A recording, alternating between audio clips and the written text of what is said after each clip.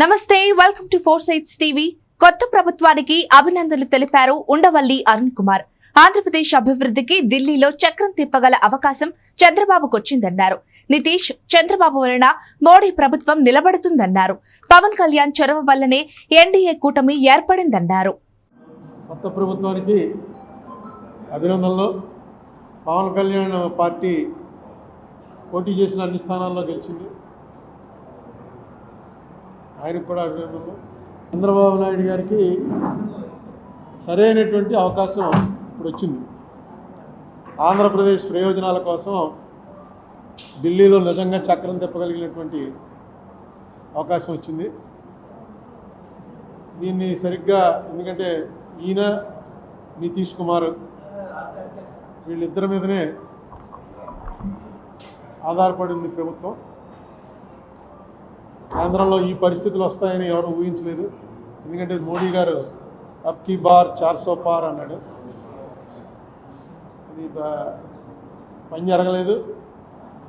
చివరికి ఆంధ్రప్రదేశ్లో వచ్చినటువంటి రిజల్ట్స్ మీదే ప్రధానంగా ఆధారపడి మోడీ గారు అక్కడ ప్రధానమంత్రి అయ్యే అవకాశం వచ్చింది. అందుకే ఆయన పార్లమెంట్లో మాట్లాడుతూ పక్కనే పవన్ కళ్యాణ్ని చూపించి ఏ పవన్ నహి ఆంధీ హై అన్నాడు. అంటే పవన్ అంటే గాలి, ఇది మామూలు గాలి కాదు, ఇది పెను తుఫాను. ఆంధీ అంటే తుఫాన్ కన్నా పెద్దది. ఉప్పెన్లు, మన దివిసీమ ఉప్పెన అలాంటిదన్నమాట.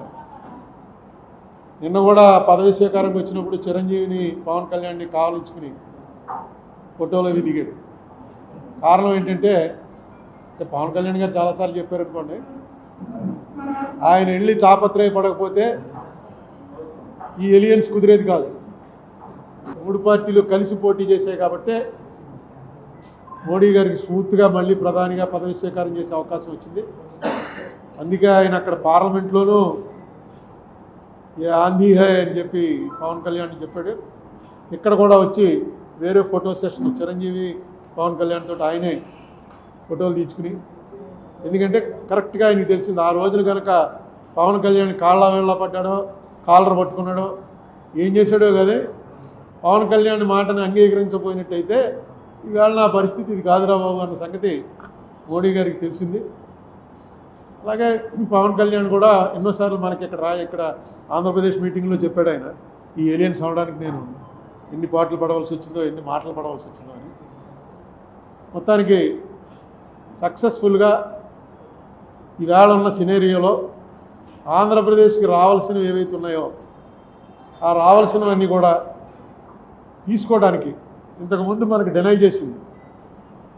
అన్నిట్లోకి చాలా దారుణంగా డినై చేసింది ఏంటంటే, విడిపోయిన వెంటనే చంద్రబాబు నాయుడు గారి ప్రభుత్వం సుమారు 30,000 కోట్ల రూపాయలు రెవెన్యూ డెఫిసిట్ మాకు వస్తుంది, అది ఇందులో కూడా పెట్టారు, యాక్ట్లో కూడా పెట్టారు అని చెప్పంటే దాన్ని 3,000కో 4,000కో కుదించేశారు.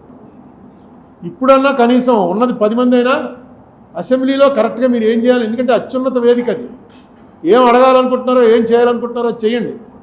అయిపోయింది. అప్పుడు 23 వచ్చినప్పుడు మీరు చెప్పారు 23 స్థానాలు వచ్చాయి, ఇంక అయిపోయింది చంద్రబాబు నాయుడు చాప్టర్ క్లోజ్ అని. ఇవాళ ఏమైంది? మీకు 11 స్థానాలు వచ్చినప్పుడు వాళ్ళు అంటారు మీ చాప్టర్ క్లోజ్ అని. చాప్టర్లు ఏవి క్లోజ్ అవ్వవు. మీకు ఒక ఉదాహరణ చెప్తాను, ఇదేదో నేను ఊహించి చెప్తుంది కాదు. ఆయన చేసినటువంటి పనులు కక్షతో చేస్తున్నాడు అని మిడిల్ క్లాస్ జనం నమ్మారు. ఆయన చేస్తున్నటువంటివి రూల్ ప్రకారం చేశాడా, రూల్ ప్రకారం చేయలేదా అన్నది పక్కన పెట్టి, రూల్ ప్రకారం చేసినా రూల్ ప్రకారం కాకపోయినా ఇది కక్ష పట్టి చేస్తున్నాడు అని ఖచ్చితంగా మెజారిటీ ప్రజలు నమ్మారు.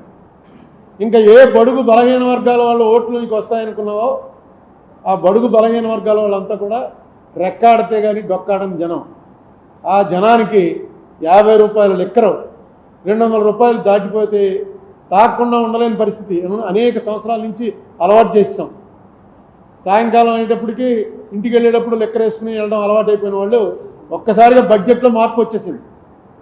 మీరు ఇచ్చే ఎన్ని వేలు ఇచ్చారు, ఆటో డ్రైవర్కి ఇచ్చారు, తర్వాత చిన్న చిన్న పనులు చేసుకుంటున్న వాళ్ళకి ఇచ్చారు, 3,000 రూపాయలు పెన్షన్ ఇచ్చారు, ఇవన్నీ కూడా కలిపి కూడా ఆ ఫ్యామిలీ బడ్జెట్లో తేడా వచ్చేసింది ఈ లెక్కర వల్ల.